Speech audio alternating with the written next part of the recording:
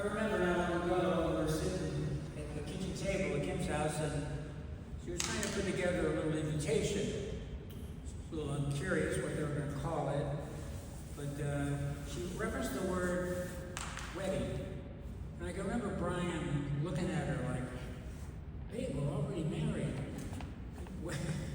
And yes, they are. And they've been married 15 years today.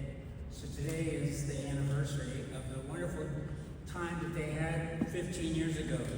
So you might ask yourself, well, what is this all about, right? They're already married. Yes, they are married. They stood before a justice of the peace, and they vowed to love and honor one another. They built a life together, raised a family, and walked through many seasons of joy and challenge. That civil bond has been real and meaningful. But today, something even deeper is happening. Today, they come before God and the church to receive a sacrament. Today, they are entering into a sacramental marriage where Christ himself becomes a partner in their bond, where grace becomes part of their foundation. When a man and woman celebrate the sacrament of holy matrimony, God impresses upon them the very image of his love.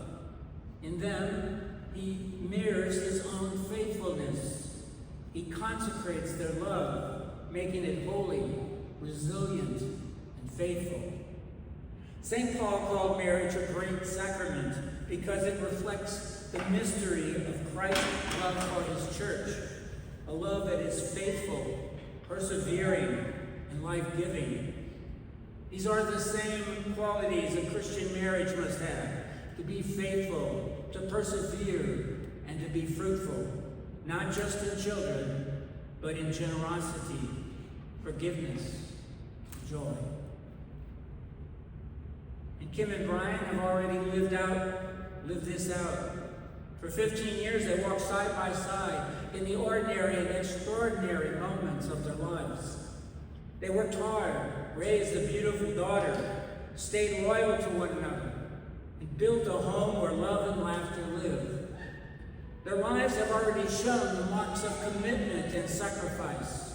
They have become a visible sign of love in action, a love that has endured even before today's sacramental grace is sealed. Now, Christian spouses aren't naive. They know that life brings struggles, sickness, finances, misunderstandings, sometimes, yes, even betrayal. That's why they need grace. Grace that comes through the sacrament of matrimony. And that grace is what we celebrate here today. I was listening to a podcast the other day. It was from a wealthy man, and he was explaining why he won't get married again. He said relationships are like a pie. In the beginning, you put in all the best ingredients: love, sweetness, fun, and all those things, and it bakes beautifully. But then little things start to go wrong. A few slices get taken out. Bigger problems come. Maybe illness, money issues, or infidelity. Eventually, there's just a few pieces of the pie left. He said, you can try to put the ingredients back and remake that pie. He said, but what comes out is just a bunch of mushy mess. So better to just start all over with a new one.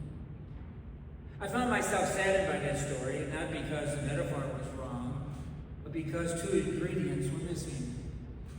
I never heard him mention God, and I never heard the word grace. You see, when the pie begins to fall apart, grace is what holds it together. Grace doesn't erase the hard parts. It strengthens us to move through them. Grace makes the impossible possible. It makes what is broken whole, not through our power, but God's power. Sacraments aren't just decorations in life. They're not about a beautiful dress or lovely ceremony or a fancy banquet, though all of that has its place. No, sacraments give us strength. They give us courage. They give us a God who stays with us, especially when we feel weak or feel worn. So, Kim and Brian, today you just don't come here to renew your vows. You invite Christ into them.